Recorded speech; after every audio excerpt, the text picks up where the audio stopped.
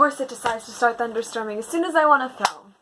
It's fine. Whatever. Hi, hello. So, it is currently the middle of a global pandemic.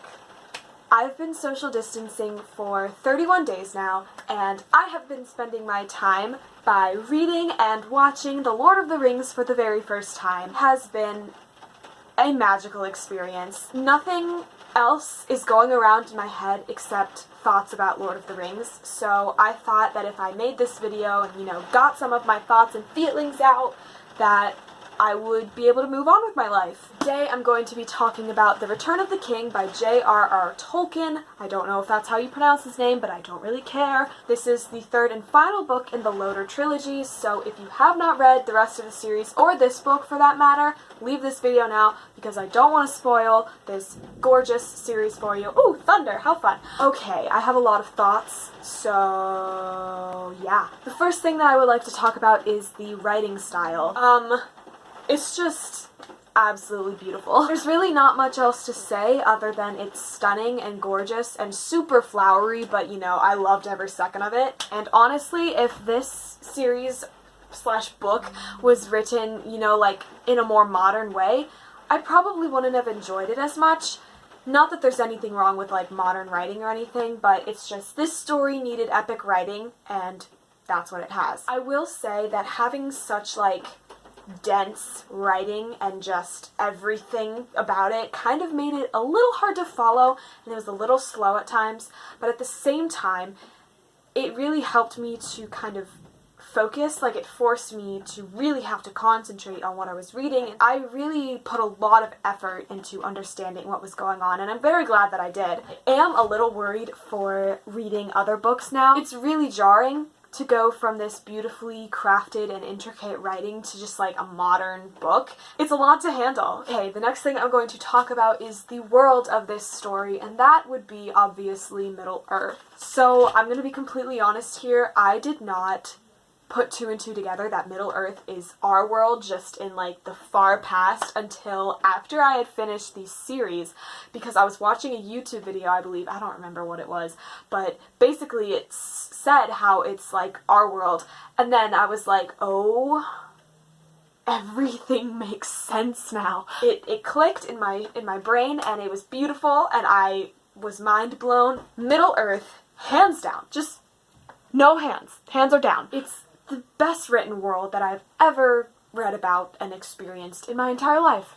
Not saying that I've read like all the books in the world, but I've read a few, and wow. It's just the details and how complex and intricate it is just makes it feel so real. I just can't even wrap my head around how Tolkien came up with all of this and how random some of the details are. Like, what? It's mind-boggling. All the songs and poems and languages. He wrote languages. He made all this background knowledge and history, and it all goes into this beautiful story and world, and oh my god. I had a very hard time orienting myself, and I was very confused for like the entire series, and then at some point during this book, something clicked in my noggin, and I was like, oh, finally understood that Rohan and Gondor were two separate kingdoms. That took forever, but it's fine. We don't talk about that. I am so excited for the day that I reread this book because I want to know everything that there is to know about Middle-earth, and when I reread it, I will already kind of know what's going on, but I'm sure I will discover new things and just, I'll have a deeper understanding, and it'll be epic. I'm very excited. The next thing that I want to talk about is the appendices. This entire section right there, that's all appendices and index. Yes, that's a word. It's so cool. Like, I've never read a book like this before. The appendices is one of my favorite parts just because it's so unique and like, oh, I love it. I love it. They're so long and detailed, I can't even. So it has like a bunch of history and lore and a timeline. That was my favorite part, like the timelines of kind of the events of the story, but also before and after, and like what the characters did afterwards. Oh my god, it's so cool. There's stuff about the languages and the songs and the poems and how it's translated, and oh my god, it's just, I can't even. I'm not gonna sit here and tell you that I read every single word of every single appendix because I did not. I skipped over the ones that were like, oh, it was about like pronunciation and stuff, so I didn't feel compelled to read the entire thing of that one. It filled in so many holes, let me tell you. I was very confused, and then when I read the appendices, so many things just like, it was a light bulb moment in my mind, and I was like, oh my god. It just made it 10 times better. The thing that really stood out to me was the Arwen thing. Let me explain. I was watching the movies as I went along, so I read the first book, then watched the first movie, the second book, second movie, third book, third movie. Fine, right? But, while I was watching the movies, I was kind of angered by Arwen. The whole thing surrounding Arwen with her having to make this choice because she's either gonna have to give up her immortality to be with Aragorn or not. And I did not understand what the heck was going on. I was so confused, and then I was also kind of mad because I thought that it was just the movie saying like, oh my god, wait, we need to put a woman in here, so let's do it. But like, if that had been the case, the way that they had done it was so bad, because all she did was like, oh my god, I'm in love with Aragorn. But then, I read the appendices. It's all in there. It all happened in the books. So that made me very happy. I was like, okay, they didn't just make it up to have a bad female character. It was actually in the books, and I feel much more at peace with it now than I did before. Okay, let's talk about the story, finally. Basically, this book follows two-ish main storylines. You have Sam and Frodo, obviously, and Gollum, and they are going into Mordor with the One Ring. Then you have literally everyone else. So Gandalf and Pippin have ridden to Minas Tirith. Merry is with the Riders of Rohan and all those fun people, and they're getting ready to ride to Gondor and save the day. And then you have Aragorn and Gimli and Legolas, and they are going to the Paths of the Dead. Is that what it's called? I'm not sure. So Minas Tirith is so cool. Like, if I had to go anywhere in Middle-earth, actually that's a lie, I would go to Lothlorien. The battles. They're so good. They're so well written. So exciting. I was not okay. I was freaking out. Denethor, like, trying to burn Faramir. Are you kidding me? The Riders of Rohan show up. That was just like, yes! Then, when Aragorn shows up after having summoned the dead army, which is so cool, by the way. So good. It's so good. I loved how every character kind of got their, like, own little moment. Like, Pippin got to, save Faramir from burning alive, and Merry got to, fight in the freaking battle. I was so excited when Eowyn showed up. I was like, who is this weird soldier that Merry's with? Like, I had no idea that was coming because this entire book, there has been nothing for, like, female characters at all. And so when it was finally revealed that it was her, I think I literally, like, was reading and I was like, yes! Out loud. Like, I was so excited. She freaking kills the Witch King. With a little help from Merry, but, like, she kills the Witch King. That moment when he's like, no man can kill me, but then she's like, yeah, ha, well, I am no man. Oh my god. That might have been the best part of the book for me. There's so many issues with this series because they were written in the 50s and there's, like, no females, but that one moment, man. And then Aragorn is like, we gotta go to freaking Mordor. Like, he's just like, let's do it. Let's go to Mordor. We have to buy Frodo and Sam enough time to do this thing. And I was so scared for them because I honestly thought that they were all gonna die. Okay, so meanwhile, Sam rescues Frodo from that one tower that I can't remember the name of because I suck. And then they are struggling to get to Mount Doom. There are so many just beautiful names in this book, okay? Like, I understand that Mount Doom isn't, like, the actual name. Like, there's a word in some language that means Mount Doom, but just, it's so creative. It's like, oh yeah, Mordor and Isengard, and then Mount Doom. And also how they call it the Cracks of Doom. I couldn't take it seriously anytime I mention Mount Doom. And I know it's supposed to be so scary and like intimidating, but it's too funny. When they finally get to the top of Mount Doom, I was like, oh my god, this is it. And then Frodo puts on the ring. I was so scared. Like, I literally flipped my lid. Okay, so I read that part right before we were gonna watch, I think we were gonna watch Tiger King as a family. I looked right at him, the Nazgul are coming. That's what I read before I have to stop and I have to watch 2 episodes of Tiger King. Meanwhile, I'm thinking about how Frodo and Sam are probably gonna get killed. Then, when I read later that night, they were fine. Gollum comes, bites off Frodo's finger. He's doing a victory dance and he falls into Mount Doom. I'm gonna be completely honest here. I was slightly disappointed with the climax. It took so long and they went through so much. They fought so hard to get to the top of Mount Doom to destroy this freaking ring. And then what happens is Gollum just bites off Frodo's finger and falls in. They set it up, when Frodo puts on the ring, they set it up for Sauron to come, for the Nazgul to come, to have this just conflict and Frodo struggle even more. But no, I understand that without this happening, it wouldn't have made sense for Frodo to throw it in. The ring is just so powerful that that's impossible for anybody to just chuck it in.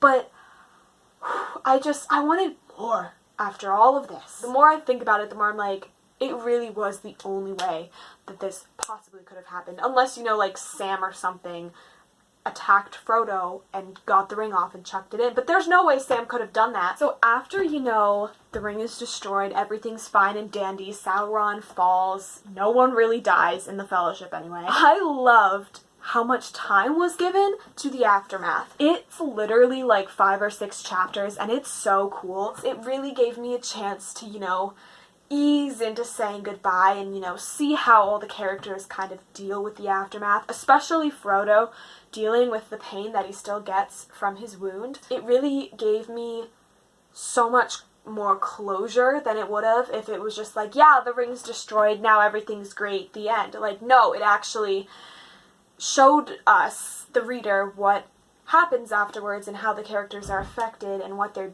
lives are like now. Aragorn's crowning was the most satisfying thing I've ever read, because you're waiting for it the entire time. You're like, oh my god, when's he gonna claim the freaking throne? And he finally does it, and it was great. I loved it. I thought the scouring of the Shire was absolutely hilarious. This whole scenario where Saruman comes and wreaks havoc in the Shire and the little policeman, oh my god, I had a fun time with that. I love how Legolas and Gimli actually do what they promise to each other at the end. I thought that was really cute. And the ending of this book, oh my god. I was a mess when this book ended because it's so bittersweet. I don't think I've ever had an ending where I had such strong feelings of happiness and sadness all at the same time.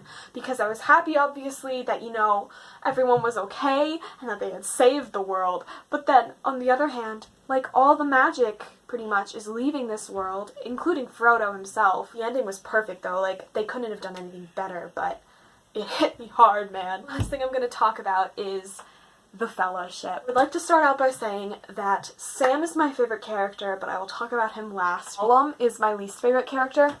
I understand that he's really well written as a character, and very obviously important to the story, but I cannot stand him. He's disgusting. I'm so glad he finally died in the end. Every time Sam / Frodo didn't kill him, I was like, what are you doing, you idiots? But I guess it's a good thing that they didn't, because otherwise probably everyone would be dead, so I don't know. I just hate Gollum with a passion. The characters of this story just completely made me love it. Like, I'm in love with every single one of them, and that is the reason why I love these books so much. First, we have Aragorn, and he, like, I was thinking about it, and I was like, wow, he is almost perfect, except maybe for being a little too selfless. He's, like, a little too perfect, but I don't really care because I love him. He is just such a natural leader, and just how genuinely he cares about everyone is just, it's so great. And he is just like a magnetic person. Like, you just see how everyone gathers around him and how they'll do anything for him. Next is Gimli. I honestly found Gimli to be so annoying at first. He was so obnoxious. But then as the story went on, he became really good comic relief. But more than that, I started to love his fearlessness and his stubbornness. He's so funny, and the way he interacts with everyone, especially Legolas. The favorite thing about Gimli, though, is how he sticks to his word and how he's very honorable. He's a good guy. Next, we have Legolas. I love Legolas. Oh my god. He's an elf. He is just so, like, elegant and well put together and sophisticated, and I love the contrast between him and Gimli. It's so funny. While he is, like, such just, like, a kind of high figure, he's never once condescending to anyone else, and I love that about him. I also love how loyal he is. Like, when he says, "Your friends are with you, Aragorn," I think that's in the second book, but when he says that, I was just like, yeah. So the friendship between Gimli and Legolas is so cute. How it develops is just so great because, you know, they start out, you know, hating each other, and then they grow into this beautiful friendship, and they would do anything for each other. I love the competition. Like, that is probably the funniest part of the books, when they are competing to see who kills the most orcs. It's an iconic friendship too, because the dwarves and elves have always had their differences. Just the fact that they have a friendship at all is just, it's iconic. And it's building bridges, and it's so cool. So, Gandalf. Gandalf is obviously, like, this wizard guy. I don't know if that's, like, actually the technical term, but that's what they call him. So he's a wizard. He's Gandalf, you know, like, he's super intense and powerful and wise and knows what's going on, and he's been fighting against Sauron his entire life, I think. I don't know. He's been fighting against Sauron for a very long time, and he never gives up. And he's just, like, he's awesome. I'm mysterious. You don't really know much about his backstory except that he's kind of always been fighting for what's right and to protect Middle-earth. Merry and Pippin. They, kind of like Gimli, they were so immature and just dumb at the beginning. Like, I kept yelling at them, but then by the time this book rolls around, they've both grown into true heroes, and I love that. They don't stop when people say, like, yo, you're a hobbit, you shouldn't do that. They're like, no, we are hobbits, and that's why we're so cool, and we're gonna show you that hobbits are great. I love how much they miss each other in this book when they're separated, and when they're finally reunited, it made my heart so happy. Frodo, our ring bearer. I love Frodo. He's so awesome. Honestly, in this book, it kind of seems like everyone else is doing all of the work. He's not really doing much, but then if you really think about it, this entire time he's been at war with the ring. And the closer he gets to Mount Doom, the ring is just weighing more and more on him, so he's just constantly battling this. And the fact that he makes it to the top of Mount Doom without dying, like, he's dying, and the fact that he makes it there just shows you how strong he is and how he will stop at nothing to do what's right, even if it means he's gonna die. When the ring is finally destroyed, he's so humble and kind and sweet. And now we come to Sam. Samwise Gamgee is now one of my favorite characters ever. He is Frodo's gardener at the beginning of the story, and he sticks by him throughout the entire thing. Sam is the hero of this story. You cannot tell me anything different. Like, obviously they're all heroes, but if I had to pick one character who, like, just was the hero of the entire story, it would be Sam. His personality is just so endearing. He's so sweet and kind and pure and just funny, and he's always staying positive. Like, no matter what, they're in freaking Mordor, they ran out of food and water, they're gonna die, but he's like, you know what?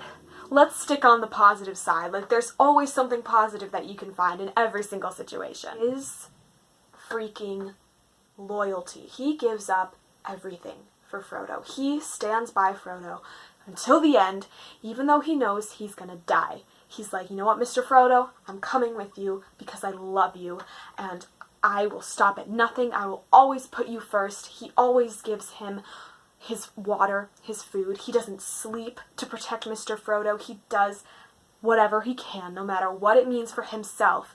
He does whatever it takes to make sure Frodo makes it to his destination. Even when Frodo is a jerk to him because of the ring, he understands what's going on. He's like, no, you know what? It's not you. I'm not going to get mad. We're going to keep going. We can do this.